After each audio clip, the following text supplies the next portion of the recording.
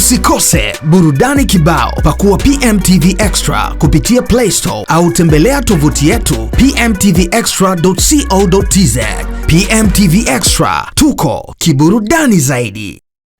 Siku ya jana ilikuwa ni wakati mzuri sana wa Zuchu kupiga story na mashabiki zake wa Snapchat. Sisi wengine hatuwezi kumuona Zuchu kwa sababu zilizo nje ya uwezo wetu, lakini tunamfuatilia sana. Sasa aliweza kuulizwa swali na shabiki yake mmoja, kumwambia hivi, ulishapitia changamoto yoyote kipindi cha ujauzito wako na Diamond Platnumz, like chochote kile ambacho mimba ilikuwa hapo inakufanya umtake Diamond au usimtake? Akaposti video moja akimuonyesha Diamond akiwa amelala pembeni huko, anasema yani nilikuwa namchukia sana, yani nitamani hata nimzabe mabao. Hiyo ni mimba tu. Unajua mimba nyingine zinakujaga na msimamo, nyingine zinakujaga zina msimamo. Sasa imagine kuna mimba ambayo ikija inasema inamtaka baba, lakini kuna mimba ambayo inakuja haimtaki kabisa baba. Sasa imagine mtu anamchukia Diamond Platnumz. Yani huyo ambaye tayari kuna watu washaanguka na pressure majukwani, sijui kwenye video, mtu tu kamshika mkono ameanguka hoi.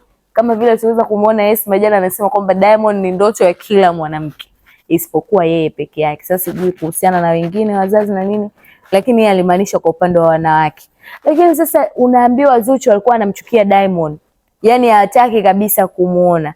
Na wewe mwenyewe uende kawa kama ni mwanamke, kuna scenario tu utakuwa ulipitia kuhusiana na mimba yako, labda kama umeshazaa, kwamba umekutana na mimba yako ilimpenda baba au ilimchukia baba. Au wewe mwanaume ulishawahi kuchukiwa na mimba ya mke wako au mpenzi wako, au ulishawahi kupendwa na mimba ya mpenzi wako na mke wako? Tuandikie comment yako hapo, ilikuwaje? Sasa turudi hapo kwenye hicho kipengele nilichosema kwamba Esma Platnumz jana alisema kwamba Diamond Platnumz ni ndoto ya kila mwanamke.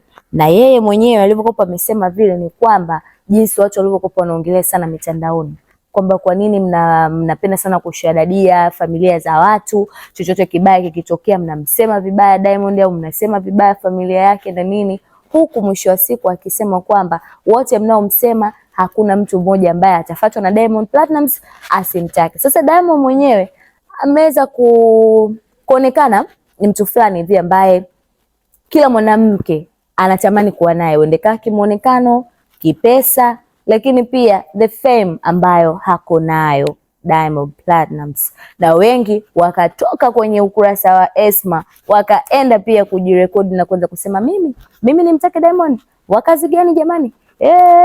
Mimi naomba nitoe na nini? Esma akarudi tena kupitia Insta story yake akasema, naona wengi sana nimewatoa mapovu.